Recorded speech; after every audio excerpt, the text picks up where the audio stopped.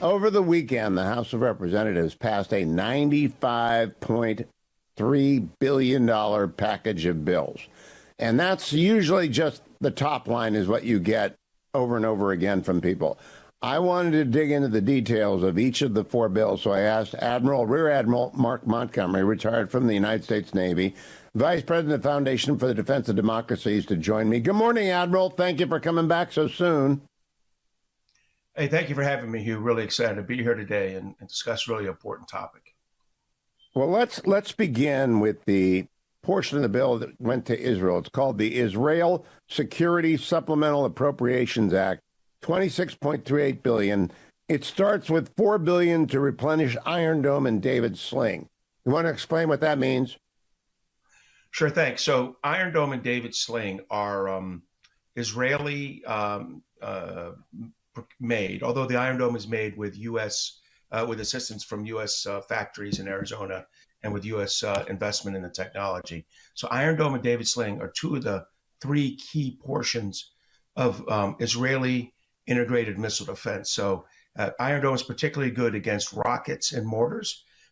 So it was used very heavily in the October 7th and in the immediate days thereafter with attacks from Hamas, and it would also be very critical to any engagement with Hezbollah from the north, Hezbollah having somewhere between 150 and 170,000 rockets, mortars, and missiles. So that's Iron Dome. David Sling is their counter cruise missile. It's the Israelis had Patriots and they decided to go down their own path. So it's a Patriot-like cruise missile defense system.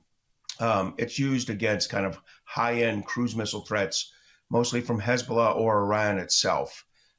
So those two systems are key to Israel's self-defense against attacks from their neighbors by rockets, mortars, and cruise missiles.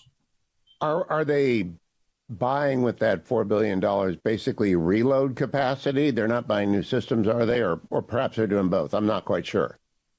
So that's a great question. It's both reload capacity and, in the case of Iron Dome, another factory. And there's been negotiations over a factory in, I believe, Arkansas would be the goal there, so that there'll be an investment there and an ability to kind of increase the procurement level of Iron Dome year over year.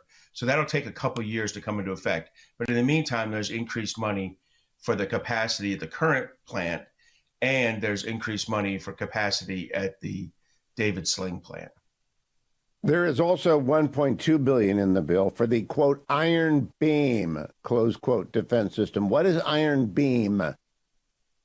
So Iron Beam is a directed energy system. Again, Israeli, be done by an Israeli company, but a lot of work done in the United States.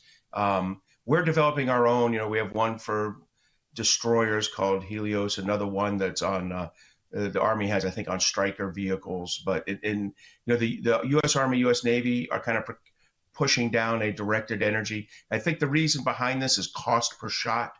We're having to deal with drones and cheap rockets that could cost somewhere between $20,000 and $40,000 a piece, and we're shooting them down right now with effectors, that is, missiles that cost anywhere. The Iron Dome's the cheap end, around 30 or 40,000, but a lot of the other systems we've been using and the Israelis have been using cost $1 million around, or even more.